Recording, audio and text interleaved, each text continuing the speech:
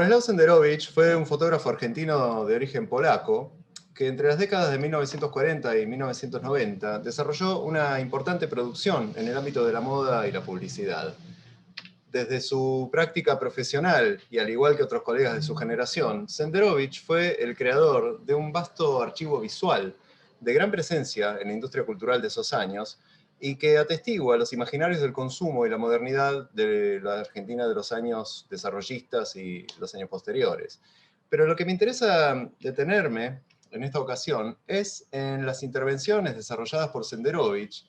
en torno al dispositivo fotográfico y sus posibilidades estéticas en el marco de su propia práctica en la industria cultural.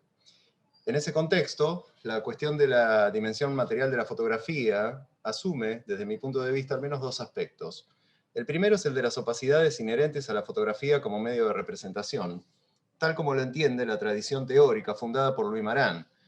En esa tradición, a la faceta transitiva de la imagen fotográfica como representación pretendidamente transparente y objetiva de la realidad, le corresponde una dimensión reflexiva que explicita al dispositivo en su espesor material y en sus propias condiciones de enunciación. Ese aspecto se volvería evidente, por ejemplo, en la operación, que vamos a ver en un momento, de reinsertar las fotografías producidas cotidianamente con diversos fines comerciales en espacios de exhibición artísticos, como obra autoral y en una dinámica de autoanálisis crítico del dispositivo. Esa operación de desplazamiento nos lleva al segundo aspecto que considero fundamental para este problema, el de los espacios discursivos de la fotografía, tal como los entendiera Rosalind Krauss, como factores condicionantes del sentido y la legitimidad de las fotografías como representaciones objetivas de la realidad, a partir de los parámetros que rigen su producción y circulación en diferentes contextos. En nuestro caso, la reinserción deliberada y operada por su propio autor de fotografías en un espacio discursivo diferente, por ejemplo, diferente al original, por ejemplo, el del arte, aunque no es el único, trastoca las condiciones de enunciación en que funcionan las imágenes y posibilita la emergencia de nuevos sentidos, que incluyen, con frecuencia, la explicitación de los aspectos estructurales del dispositivo fotográfico, abordados en claves que van desde lo poético y lo autorreflexivo hasta la sátira y el juego irónico en torno al significado cultural de la fotografía. Vamos a ver algunos ejemplos. Como he señalado en otras ocasiones, la reformulación en clave artística de fotografías producidas para el ámbito de la moda o la publicidad fue una práctica habitual en Senderovich como parte de sus actividades para la carpeta de los 10. Este grupo estuvo activo entre 1953 y 1959 y estaba formado por fotógrafos y fotógrafas profesionales procedentes de rubros tan diversos como el retrato de estudio, el fotoperiodismo, la publicidad, etc. Para la exposición de 1959, realizada en el Teatro Ópera de Buenos Aires, Senderovich hizo uso de fotografías de modelos y tomas de producto propias, a las que rebautizó como retratos, como vemos en el programa, las rebautizó como retratos, naturalezas muertas o instantáneas narrativas, según el caso. Este proceder enfatizaba el carácter autónomo de cada pieza, retirándola de las secuencias de moda o los anuncios publicitarios, de los que formaran parte originalmente, y asignándoles una pertenencia a un género convencional de fotografía autoral y artística. Así, por ejemplo, se reorientaba la mirada del observador hacia aspectos de la imagen hasta entonces marginales, como por ejemplo el espesor individual de la persona retratada, cuyo nombre es repuesto en el título de las imágenes enfatizadas como retratos, la belleza pretendidamente desinteresada de los objetos, o el diálogo con convenciones de representación y convenciones estéticas propias de las bellas artes, entre otros mecanismos puestos en juego. La imagen que Senderovich aportó para la sección colectiva de la exposición, titulada Abstracto, donde las fotografías se exhibían en bloque, como vemos ahí, y sin identificación del autor, fue esta suerte de desnudo, cuyos aspectos más figurativos son la textura de la mano fotografiada, que vemos además invertida en negativo, y la silueta de un torso de mujer, pero que no son obstáculo estos aspectos figurativos para que cobre protagonismo en realidad el recurso al enmascaramiento del negativo con tinta negra opacol, que posibilita el recorte de la silueta y que constituía, en dosis bastante más sutiles, por cierto, una herramienta básica para la producción de brillos y otros efectos en fotografías realizadas para anuncios publicitarios. Es el caso de esta producción, algo posterior, pero que es un buen ejemplo, de moda, en este caso, donde el brillo del anillo que la modelo sostiene entre los dientes Es una estrella pintada manualmente con tinta negra sobre un segundo negativo, con esta tinta de opacol, sobre un segundo negativo que se imprimió superponiéndolo con el negativo de la mujer. Por supuesto, esto forma parte de un extenso abanico de recursos de laboratorio, de los que acá vemos solamente algunos ejemplos, pero que en el caso de la obra presentada en esta exposición fueron explícitamente tematizados en clave estética, tensionando el vínculo entre el soporte material y los aspectos figurativos de la fotografía, precisamente haciendo jugar esos aspectos figurativos en una sección deliberadamente dedicada a las abstracciones o a la posibilidad de la abstracción en fotografía, que es un tema complejo que no vamos a abordar acá. Me interesa, sin embargo, en realidad detenerme un poco más en otros ejemplos diferentes de esta clase de desplazamientos, no ya hacia los espacios discursivos del arte, sino hacia otros, más cotidianos y más lúdicos, pero que abordaban desde un ángulo diferente el mismo problema en torno a el pacto de lectura implícito entre el fotógrafo y la comunidad de receptores de sus imágenes. Me refiero a las tarjetas de Año Nuevo, que el estudio produjo desde mediados de la década del 50 y por lo menos durante los 30 años siguientes, todos los años, que la confeccionaba el fotógrafo y el personal del estudio en un procedimiento con unos niveles bastante altos de elaboración, y que enviaban a clientes, familiares y amistades. En su realización se ponían en juego los recursos de laboratorio ya mencionados, el fotomontaje por superposición de negativos, el enmascaramiento y la edición conjunta de textos e imágenes, entre otros. Las imágenes y textos de las tarjetas abordaban, con dosis variables de teatralidad, humor e ironía, diversos aspectos de la labor del estudio fotográfico y de la naturaleza del dispositivo. Un primer ejemplo en el que quiero detenerme es el fotomontaje realizado para esta tarjeta de diciembre de 1957. Allí vemos al propio Senderovich sentado dentro de un gran frasco de vidrio, con una comprensible expresión de pesadumbre, mientras dos de sus modelos, con las que trabajaba siempre, nos miran en actitud triunfal. Bueno, no es para menos, en la medida en que han encerrado en un envase al hombre que las transformaba diariamente en un producto y le han arrebatado su instrumento de trabajo, la cámara, que María Marta Lagarrigue, la modelo que está de pie, exhibe colgada de su cuello mientras hace bocina con la mano izquierda, como anunciando que ahora es ella quien se dispone a usarla. La cámara deviene así herramienta y arma, y también instrumento de poder, que aprisiona a quien la detentaba hasta ese momento. Y también es interesante que la vestimenta más bien cotidiana del fotógrafo contrasta visiblemente con la elegancia de los conjuntos vestidos por las modelos, que como se ve en las tomas de prueba, además, despliegan una conciencia de la pose que es propia de su profesión, y por supuesto, también de la profesión del fotógrafo de moda que hace las tomas. Es así que cada quien pone en juego los atributos propios de su trabajo, incluyendo, del lado del fotógrafo, la manipulación deliberada de los negativos involucrados en la composición final.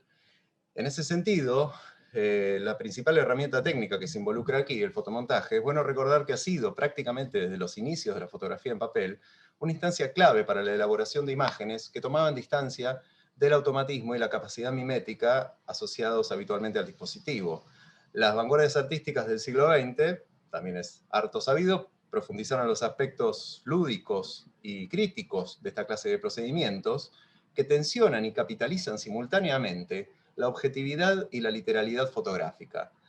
Pero en el caso, además, diría, del fotomontaje realizado en el laboratorio, es decir, mediante enmascaramientos e impresiones combinadas de negativos, se enfatiza particularmente el componente de pericia técnica detentado por quien lo produce, al ponerse en juego procedimientos que implican saberes específicos de la actividad del fotógrafo profesional y que obviamente el fotógrafo está exhibiendo de manera deliberada delante de su clientela destinataria de estas tarjetas. En un segundo ejemplo, y cambiando el ángulo,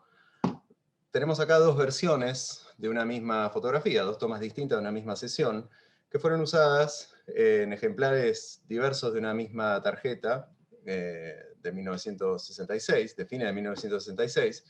y ahí vemos a Senderovich de pie, vistiendo smoking blanco y rodeado de mujeres muy hermosas y jóvenes, muy elegantemente vestidas, por supuesto todas modelos con las que trabajaba habitualmente, y en un imaginario de la escena que combina al playboy y al agente secreto,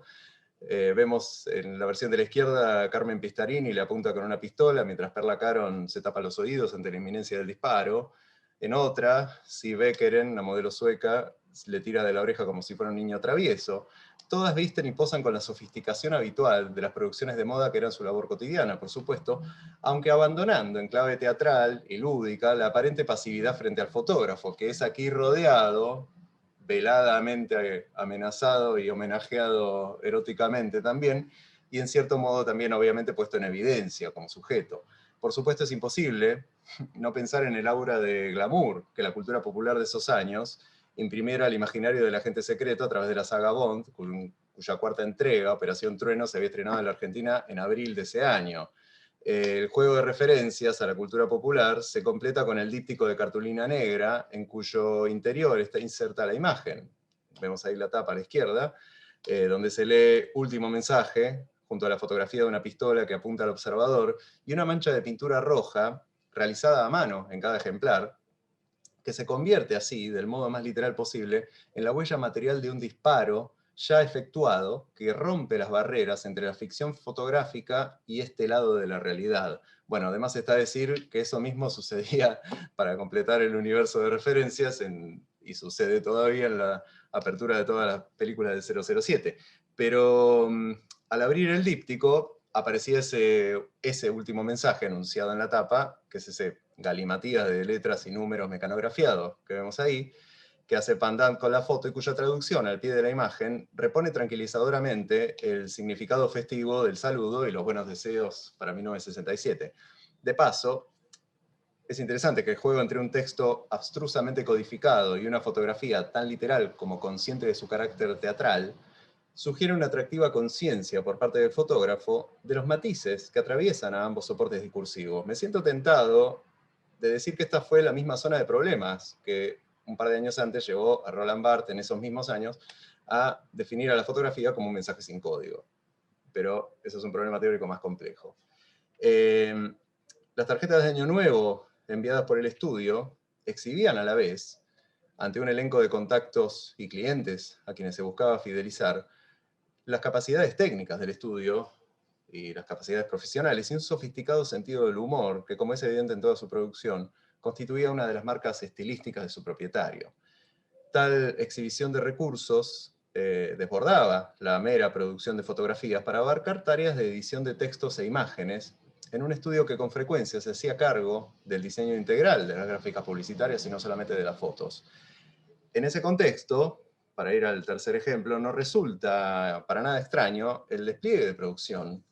realizado en la tarjeta de gran formato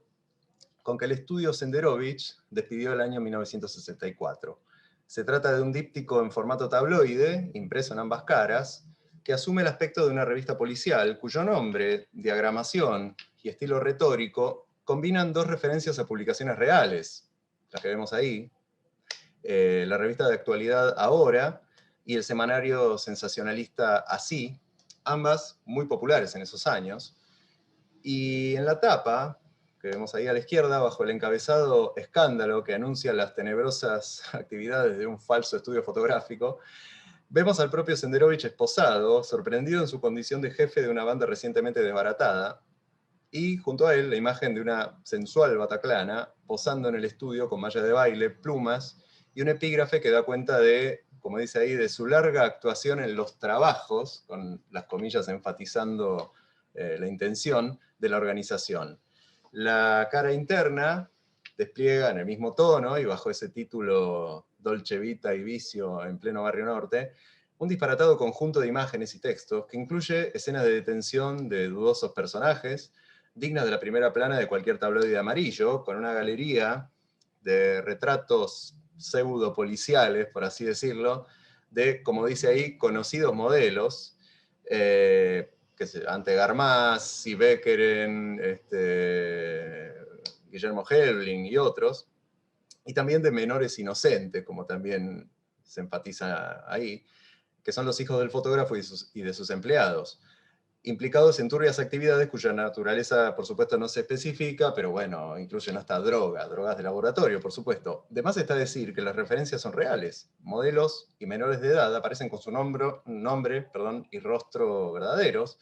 al igual que el hombre y la mujer apresados por la policía en las instantáneas que están a la derecha. El siniestro Adrián Fulone, que dice especialista en dar color a las sesiones, era de verdad el colorista del estudio, y Dawar Escudero, que concertaba las citas, era la secretaria.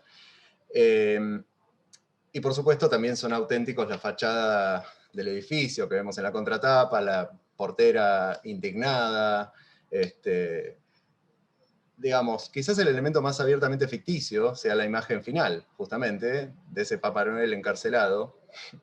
que también es cómplice después de todo, que acompaña el saludo de Año Nuevo enviado desde la prisión por los integrantes del estudio. El saludo funciona como el remate del chiste, y a la vez como anclaje final del sentido satírico que recorre todo el díptico, que es solo asequible para el círculo de allegados al que estaba destinada la tarjeta, por lo menos asequible de primera intención, o en toda su profundidad. Para cualquier otra persona, el registro literal en que los epígrafes mantienen el marco de referencias de las imágenes sostiene el producto final en un plano sumamente ambivalente de sentidos, del que lo rescata tal vez el propio tono general del conjunto, tan exagerado como inverosímil. El resultado es una efectiva y sofisticada apropiación, no solo de los códigos de la prensa sensacionalista de la época, sino también de los diversos géneros que la producción fotográfica de Senderovich recorriera en esos años y los restantes de su trayectoria. La fotonovela, la fotografía de teatro, el retrato, la fotografía de producto, fotografía de moda, publicidad y demás. En todo ello campea una evidente comprensión del carácter ficcional inherente a toda instantánea fotográfica. Pensemos en el Eso fue actuado, formulado por François Soulages. Y así también como de la multiplicidad de proyecciones de sentido que posibilita el dispositivo. Pero también es evidente la conciencia que se tiene en todo esto de la incidencia de la dimensión material de la fotografía en todas sus instancias, desde el negativo, que es objeto de diversas intervenciones, enmascarado, recorte, montaje, superposición, hasta la copia, que es objeto de diversos procedimientos editoriales que la resignifican, tensionan sus vínculos con la realidad y con el lenguaje, y aún, como en nuestro segundo ejemplo, el del díptico del agente secreto, la individualizan a la copia al insertarla en tarjetas confeccionadas a mano, recuperando un espesor material perdido en los soportes industrializados en los que estas imágenes circulaban abiertamente.